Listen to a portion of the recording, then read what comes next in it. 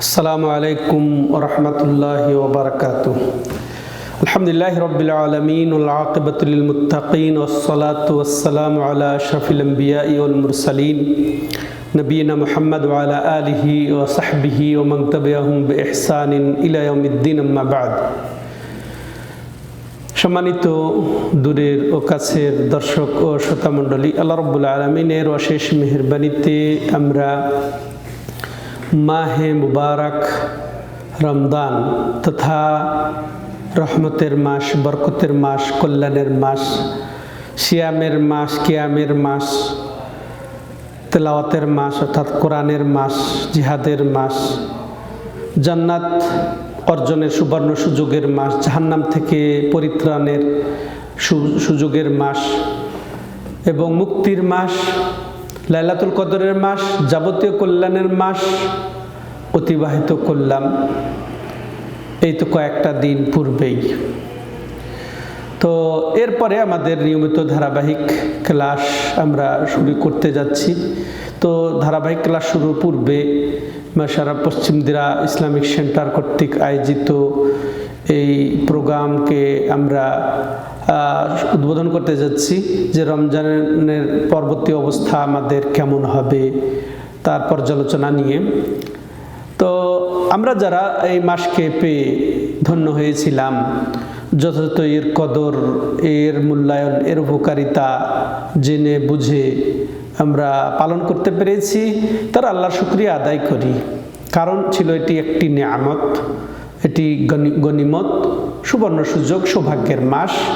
তো আল্লাহ বলেছেন এমনটি যে লাইন শাকারতুম লাযিদান্নাকুম, যদি তোমরা শুকর করো তাহলে আমি অবশ্যই বাড়িয়ে দেব। নিয়ামতের শুকর করলে আল্লাহ বাড়িয়ে দিবেন, সেটাই তার ওয়াদা। তো এটি একটি নিয়ামত রমজান, এবং রমজানে আমল করতে পারা একটি নিয়ামত। যে মনে করেন যে রমজান একটি নিয়ামত, রমজানে আমল করতে পারা একটি বড় নিয়ামত, কারণ অনেকে আমল করতে পারে না। তার চেয়ে বড় নিয়ামত এটাও যে সে আমলটি কবুল হলো কি হলো না, কবুলের নিয়ামত।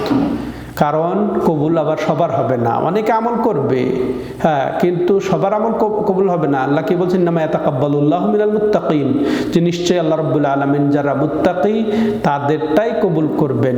আল্লাহ রাব্বুল আলামিন যেন আমাদের ওই তাদের অন্তর্ভুক্ত করেন যাদের আমলটি কবুল করবেন তিনি। এটা একটা বড় নিয়ামত। এই জন্য আমরা আল্লাহর শুকর বেশি করে করব যারা আমল করেছি। তো তাইলে যেন আল্লাহ রাব্বুল আলামিন আমাদেরকে আরও এই রমজান উত্তর বা রমজান পরবর্তীতে আমল করার, এই নিয়ামত পাওয়ার তৌফিক দান করেন এবং এর উপরে অটল থাকারও তৌফিক দান করেন।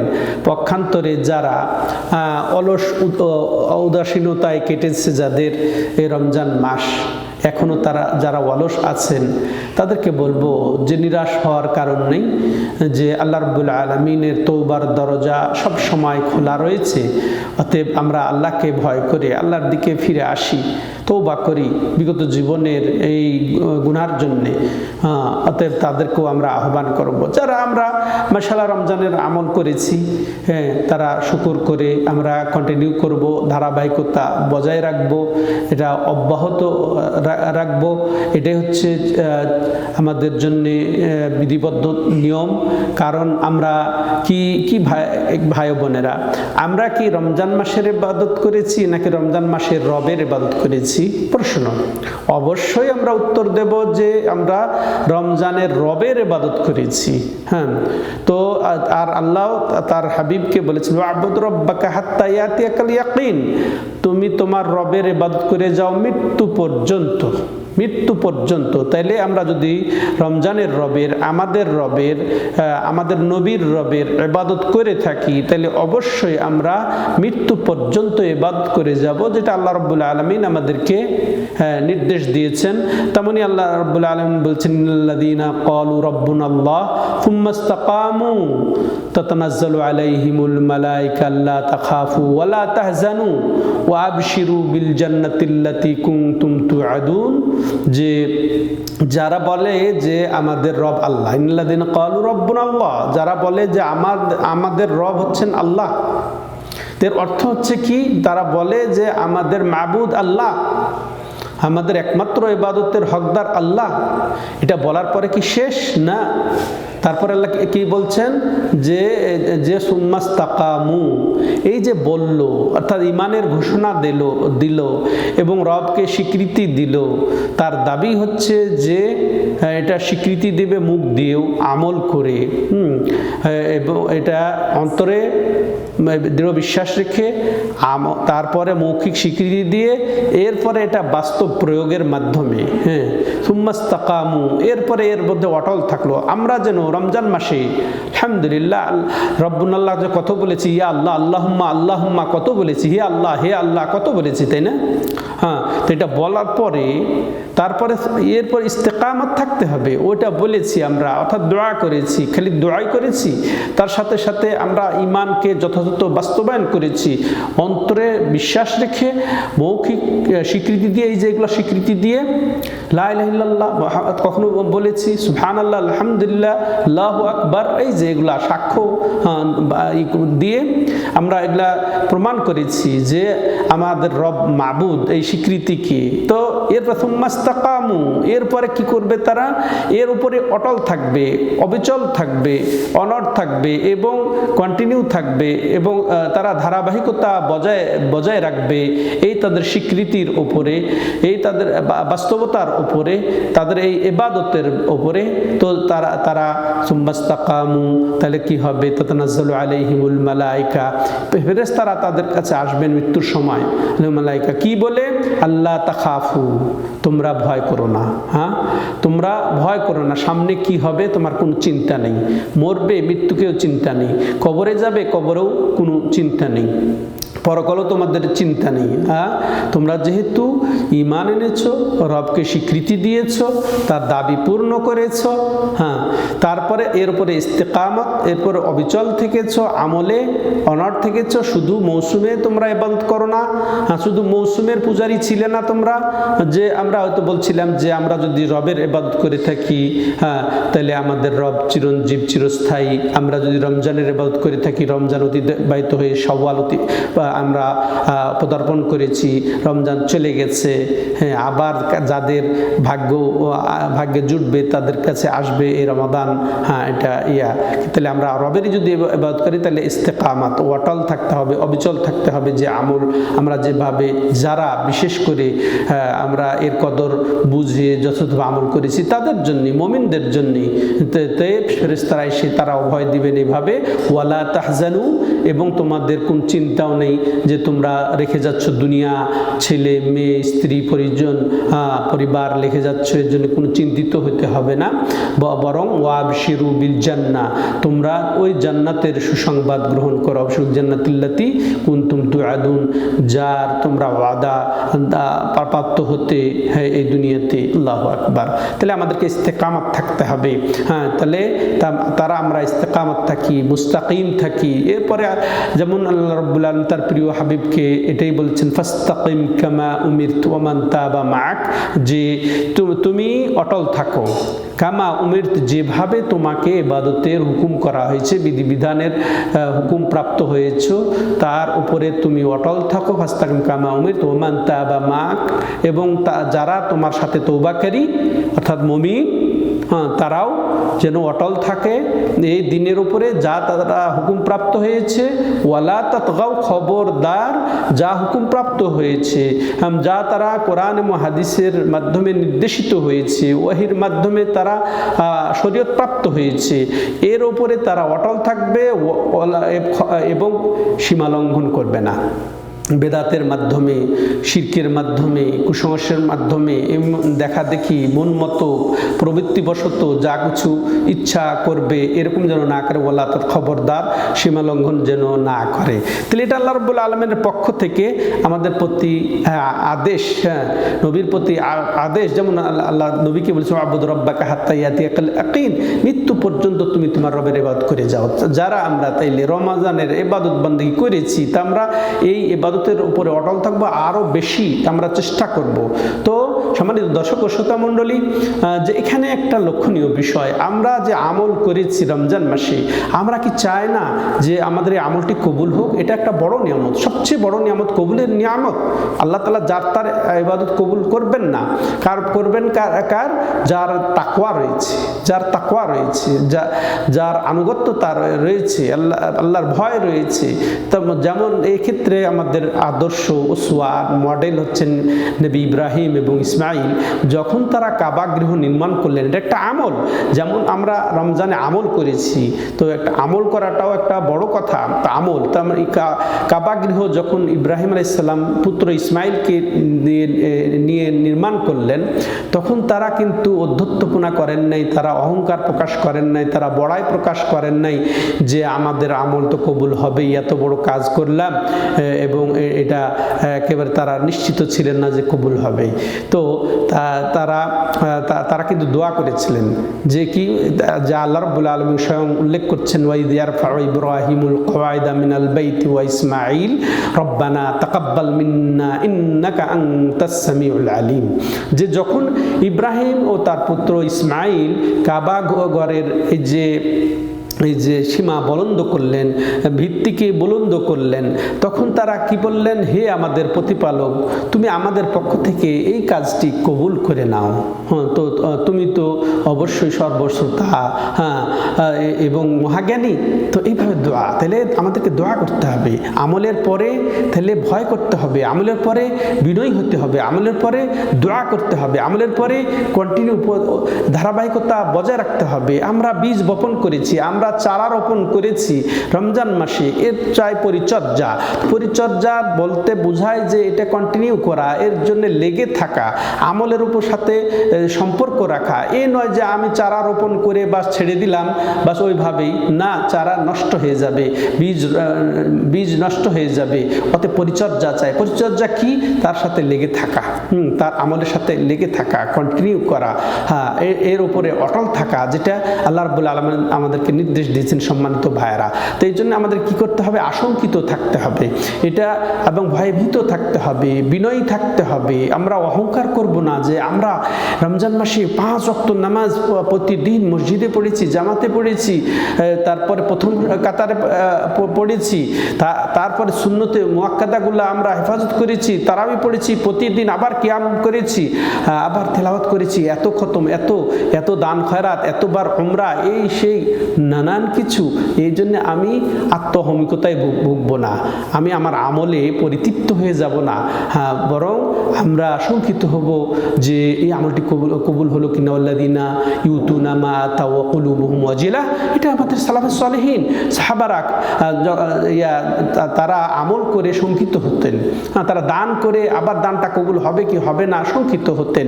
এই আয়াতটা শুনে মা আয়েশা রাদিয়াল্লাহু আনহা বলছেন যে তারা আমল করলো আর শঙ্কিত। তারা কি চুরি করতো?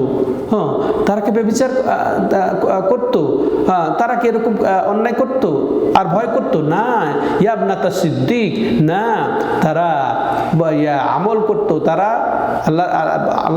আল্লাহ যা তাকে দিয়েছেন তারা দান করতো, এরপরে তারা ভয় করতো যেটা কবুল হবে কি হবে না। কারণ আল্লাহ বলছেন ইন্নামা ইয়াতাকাব্বালুল্লাহু মিনাল মুত্তাকিন, যে নিশ্চয়ই আল্লাহ রাব্বুল আলামিন যারা মুত্তাকি, যারা পরহেজগার, তাদের কাছ থেকে আল্লাহ কবুল করেন। যেমন জনক সালাফ আমাদের মহান মনীষী বলেছেন যে আমি যদি জানতাম যে আমার একটি সিজদা কবুল হয়েছে, তাহলে আমি বুঝতাম যে আমি তাহলে মুত্তাকিদের অন্তর্ভুক্ত। আল্লাহু আকবার। কে জানে যে কবুল হবে কি হবে না, এই জন্য শঙ্কিত থাকতে হবে। এই জন্যে নিজে আমলকে বড় মনে করা যাবে না, তুচ্ছ জ্ঞান করতে হবে। যেমনটি ইব্রাহিম আলাইহিস সালাম করেছিলেন, ইসমাইল আলাইহিস সালাম করেছেন, এবং তারপরে আল্লাহর কাছে আমাদেরকে দোয়া করতে হবে আল্লাহ যেন আমাদের এই আমলগুলা কবুল করেন। সালাফে সালেহিনের নীতি ছিল যে রমজান পাওয়ার জন্য তারা যেমন দোয়া করতে থাকেন প্রায় 6 মাস থেকে, আবার রমজান শেষ হলে তারা আবার দোয়া করতে থাকেন রমজান আমল যেন কবুল হয় এই মর্মে। তো আমাদেরকে দোয়া করতে হবে। আর কি করতে হবে? আমাদের লেগে থাকতে হবে, আমাদের অটল থাকতে হবে আমলের উপরে, ছেড়ে দিলে চলবে না। সম্মানিত দর্শক ও শ্রোতা মণ্ডলী, আমরা সুন্দর করে সাজিয়েছিলাম এই রমজান মাসকে আমলের দ্বারা, সলাতের দ্বারা, সিয়ামের দ্বারা, কিয়ামের দ্বারা, তেলাওয়াত তেলাওয়াতের দ্বারা, দান খয়রাত, দোয়া, জিকির, কত কি, হ্যাঁ, নানানভাবে আমরা রমজানকে সাজিয়েছিলাম সুন্দর করে। তো এরপরে অটল না থাকে যদি আমরা একটি একটি করে যদি আমলগুলা ছেড়ে দেই, তাহলে পাগলামি ছাড়ার কিছু হবে কি? যেমন আল্লাহ রাব্বুল আলামিন দৃষ্টান্ত দিয়ে বলছেন যে ওয়ালা তাকুনু কাল্লাতী নাকাদাত গাজলাহা মিন বাদি কুওয়াতিন আনকাসা, তোমরা ওই বুড়ির মতো হইও না যে বুড়ি সুন্দর করে কষ্ট করে যে চরকায় সুতা কেটে সুন্দর জামা বানালো, সে নিজে খুশি হলো, অপরকেও খুশি করলো, বিনা কারণে একটি একটি করে সুতা আবার খুলে আবার ওই পোশাকটিকে নষ্ট করে দিল। এটা কি পাগলামি নয়? তাহলে আমরাও রমজান পাওয়াতে সুন্দর করে সালাতগুলাকে আদায় করেছি, সুন্নতগুলা, কিয়াম, তারপরে সিয়াম, তেলাওয়াত, দোয়া, জিকির। এরপরে রমজান শেষ হয়ে যাবে আর সালাত ছেড়ে দেব, সিয়াম ছেড়ে দেব, তেলাওয়াত ছেড়ে দেব, দোয়া, জিকির, সব সৎ আমলগুলো একটা একটা করে আমরা খুলে ফেলে দিব নিজের আমল থেকে। তাহলে এটা পাগলামি নয়? তাহলে পাগলামি তো অবশ্যই আমাদেরকে অটল থাকতে হবে আমলের ওপরে, নচেত বোঝা যাবে যে আমরা আসলে মৌসুমের পূজারী ছিলাম, রমজানের পূজারী ছিলাম, রমজানের ইবাদত করেছি, আসলে আল্লাহর ইবাদত করি নাই, আমাদের রবের ইবাদত করি নাই। তাহলে আমল কবুলের জন্য এটা আমাদের যথেষ্ট হবে যে আমরা যদি এই রমজানের পরেও এই সৎ আমলে অটল থাকতে পারি, আরও আমরা অগ্রসর হতে পারি, আমলের উপরে আমল করে যেতে পারি, কন্টিনিউ আরও আমল আমাদের বৃদ্ধি হয়, আমাদের মনটা যদি মাশাআল্লাহ সতেজ থাকে, আমাদের মনটা যদি পরিতৃপ্ত থাকে, আমাদের মনটা যদি বিনয়ী থাকে আল্লাহর ক্ষেত্রে এবং ভয়ভীত থাকে রমজানের পরেও, এবং আমল যেভাবে মজা পাচ্ছিলাম রমজান মাসে করতে, সালাত আদায় করতে, সিয়াম আদায় করতে কোনো সমস্যা অনুভব করছিলাম না, তেলাওয়াতে মজা পাচ্ছিলাম, কখনো দোয়াতে বা কখনো জিকিরে আমরা ব্যস্ত থাকতে ভালোবাসছিলাম, দান খয়রাতে ভালোবাসছিলাম, ওই মজাটা এখনো যদি অবশিষ্ট থাকে, আপনার জন্য সুসংবাদ, আপনি সৌভাগ্যবান যে আপনার রমজানের আমলটা কবুল হয়েছে, সত্যি আপনি আল্লাহরও ইবাদত করেছেন।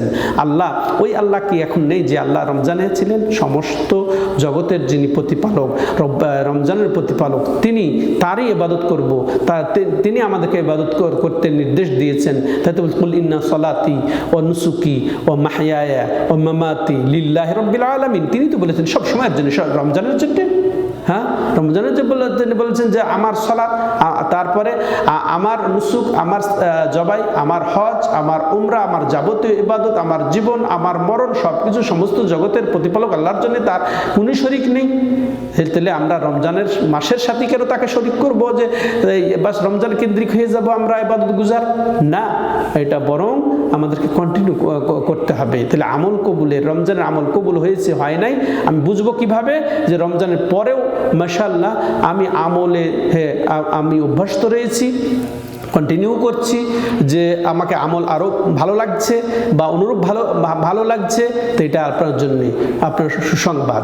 পক্ষান্তরে কেউ যদি এর ব্যতিক্রম পায় নিজেকে, যে আমলে আর মজা পাচ্ছে না, সে সালাত ঠিকমতো সে আদায় করছে না, তার সুন্নতগুলা ঠিকমতো আর আদায় করছে না, তারপরে সিয়াম তো গেছেই ফরজ, তারপরে আর কোন তার জন্য সিয়ামের কোনো ইয়া নাই, তার চিন্তা ভাবনা নেই আরও সিয়াম পালন করা যে যায়।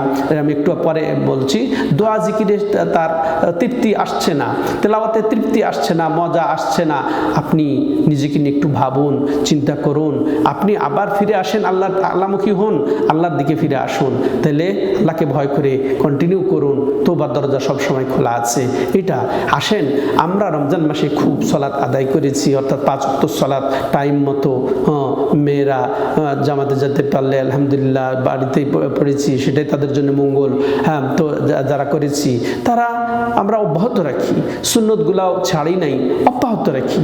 আমরা সুন্নত ব্যাপারটা যে এমন নয় যে শুধু রমজান মাসেই সুন্নতের হেফাজত করতে হয়। রাসূল তো আমভাবে কি বলেন নাই, মান সাল্লা সিনতাই আশারা রাকাহ ফি ইয়াউমিহি ওয়া লাইলাতিহি তাতাওয়ান গায়রাল ফারিদা বানাল্লাহু লাহু বাইতান ফিল জান্নাহ কামা ক্বালা নবী সাল্লাল্লাহু আলাইহি সাল্লাম। যে ব্যক্তি তার দিবা রাত্রিতে ফরজ ছাড়াই নফল সিয়ামের হেফাজত করবে, তার জন্য আল্লাহ রাব্বুল আলামিন জান্নাতে স্পেশাল বালাখানা তৈরি করবেন, প্যালেস। তো এটার পরে তো সাহাবী বলছেন যে তাহলে আমরা কি প্যালেস নির্মাণ করব না জান্নাতে? বানাও, যত পারো প্যালেস বানাও জান্নাতে। তাহলে প্যালেস বানানোর কি আপনার জন্য সিস্টেম কি, যে আপনি সুন্নতগুলা হেফাজত করবেন, সুন্নতে মুআক্কাদাগুলা। অর্থাৎ যে হাদিসে এসেছে তাতে বোঝানো হয়েছে জোহরের পূর্বে 4 রাকাত, জোহরের পরে 2 রাকাত, মাগরিবের পরে 2 রাকাত এবং ইশার পরে 2 রাকাত এবং ফজরের পূর্বে 2 রাকাত। রাসূলুল্লাহ সাল্লাল্লাহু আলাইহি ওয়াসাল্লাম কখনো ফজরের সুন্নাত ছাড়তেন না, সফরে হোক আর সফর ছাড়া হোক। তেমনি বেতের তিনি ছাড়তেন না, সেটা সফরে হোক আর সফর ছাড়া হোক। তাহলে আমরা এগুলো কন্টিনিউ করব। সম্মানিত দর্শক ও শ্রোতা মণ্ডলী, চিন্তা করেছেন রাকাতাল ফজর খায়রুম মিনাদ দুনিয়া ওয়া মা ফিহা, ফজরের মাত্র 2 রাকাত সুন্নত, এটা দুনিয়া এবং দুনিয়ার মধ্যে যত কিছু আছে তার চেয়ে উত্তম। তো আপনি এখন আদায় করবেন না? তারপর কিয়ামুল লাইল করেছেন। হ্যাঁ, সম্মানিত দর্শক ও শ্রোতা মণ্ডলী, আপনাকে বলতে চাই, আমি নিজেকেও বলতে চাই যে রাসূল সাল্লাল্লাহু আলাইহি ওয়াসাল্লাম তো আমাদেরকে বলেছেন মান সামা রমাদানা ঈমানাও ওয়া ইহতিসাবা গুফিরা লাহু মা তাকাদ্দামা মিন যামবি। যে ব্যক্তি সিয়াম পালন করবে ঈমানের সাথে, ইখলাসের সাথে, হ্যাঁ, এবং নেকির প্রত্যাশায়, অর্থাৎ ইখলাসের সাথে, নিয়তের পরিশুদ্ধিতায়, আল্লাহর ভয়ে, আল্লাহর জন্যে, তেমনিভাবে যে এই রমজানের রাত্রিগুলা পালন করবে ঈমানের সাথে, ইখলাসের সাথে, নেকির আশায়, তেমন লাইলাতুল কদর যারা জাগরণ করবে ঈমান এবং নেকির আশায়, ঈদের তাহলে ইখলাসের সাথে। তো এগুলা যদি আমরা সত্যিকার ইখলাসের সাথে করে থাকি, পরবর্তীতে সমস্যাটা কোথায়? ওই ইখলাস কি চলে যাবে? যদি কেউ ছেড়ে দেয়, ওই অবস্থা যদি না থাকে, তাহলে তার ঈমান নাই, ইখলাসও নাই। বোঝা গেল? ঈমান নাই, ইখলাসও নাই। তাহলে আমাদেরকে অবশ্যই তাহলে এটাকে ধরে রাখতে হবে, যেটা বলছিলাম সম্মানিত দর্শক ও শ্রোতা মণ্ডলী। তাহলে আমরা কিয়ামুল লাইল করেছি রমজান মাসে, এখন কই কিয়ামুল লাইল কি করা যাবে না? কিয়ামুল লাইল মানে রাত্রের নামাজ, এটা কি শুধু রমজানের সাথে সীমাবদ্ধ? তারাবি বলে যেটা, সেটা রমজানে, হ্যাঁ, ওটা আমরা আদায় করেছি জামাতের সাথে আগে রাত্রিতে। তো আর কিয়ামুল লাইল ওটাকে আমরা তাহাজ্জুদে রূপান্তরিত, বা ওটাকেই আমরা ধারাবাহিকভাবে আদায় করব না কেন?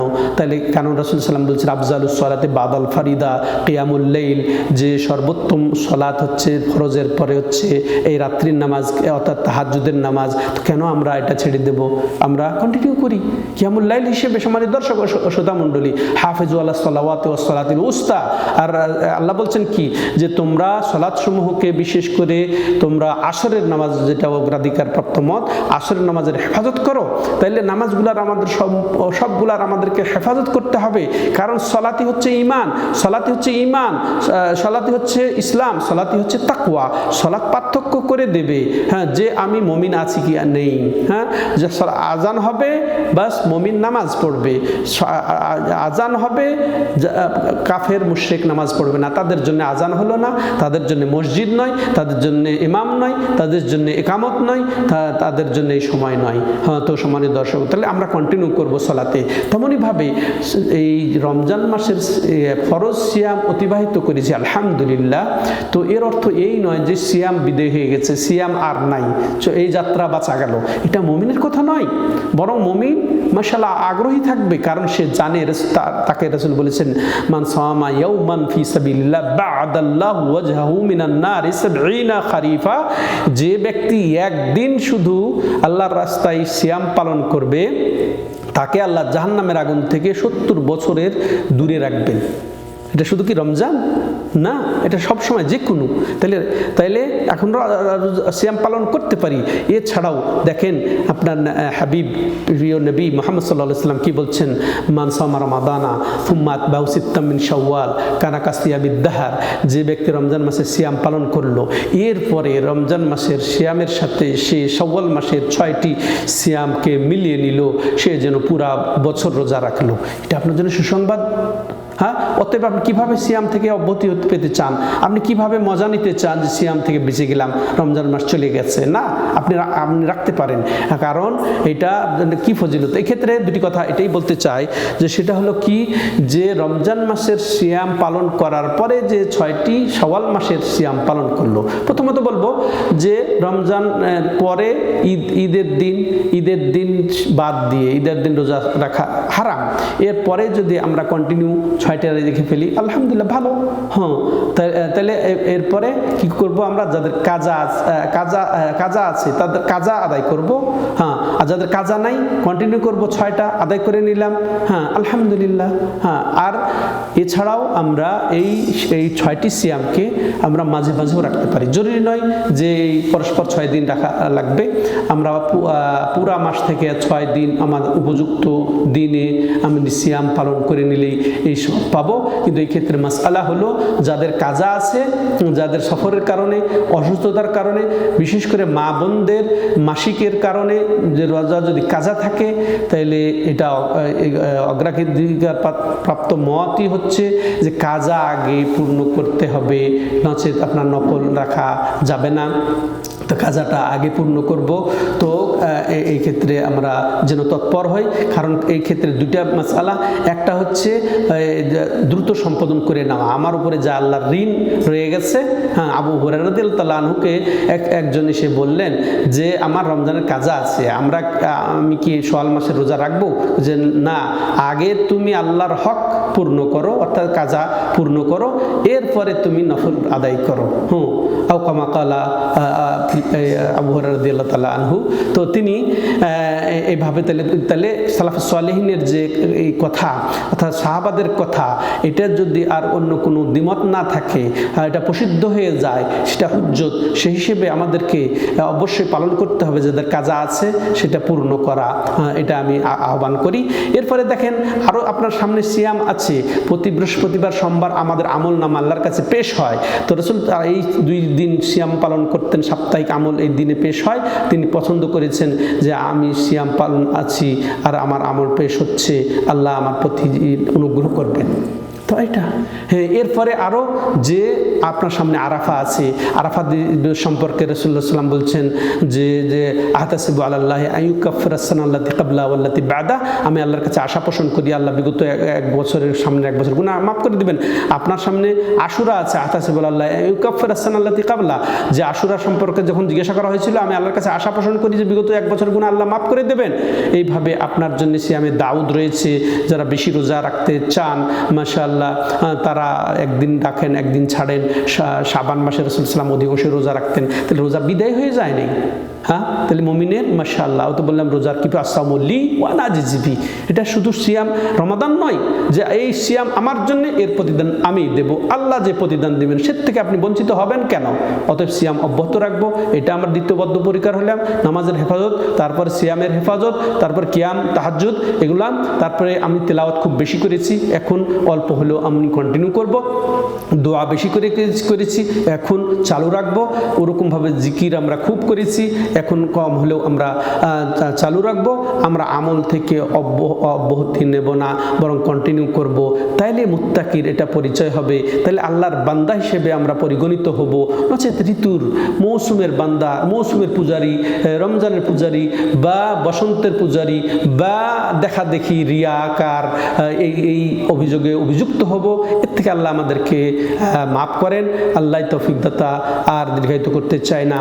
তো আল্লাহ রাব্বুল আলামিনের কাছে দোয়া, আল্লাহ রাব্বুল আলামিন যেন আমাদের এই মাহে মুবারক রমজানের সৎ আমলগুলা, নেক আমলগুলা, আমাদের সালাতগুলা, আমাদের সিয়াম, আমাদের তেলাওয়াত, আমাদের দোয়া, আমাদের জিকির, আমাদের দান খয়রাত, উমরা সহ যত নেক আমল করেছি সেগুলা যেন তার রহমতে কবুল করে নেন, মঞ্জুর করে নেন, এবং এটা যেন আল্লাহ রাব্বুল আলামিন আমাদেরকে কন্টিনিউ করার বড় কথা যে তৌফিক দান করেন। যেমনভাবে আল্লাহ বিরত রেখেছিলাম রমজান মাসে পাপাচার থেকে, এরকম বা তার চেয়ে ভালোভাবে যেন আমাদেরকে পাপাচার থেকে, গুনাহ থেকে, ফিতনা থেকে বিরত থাকার তৌফিক দান করেন। আমাদের সমস্ত গুনাহগুলা আল্লাহ রাব্বুল আলামিন যেন মাফ করে দেন। আল্লাহ রাব্বুল আলামিন সকলকে হেফাজত করেন।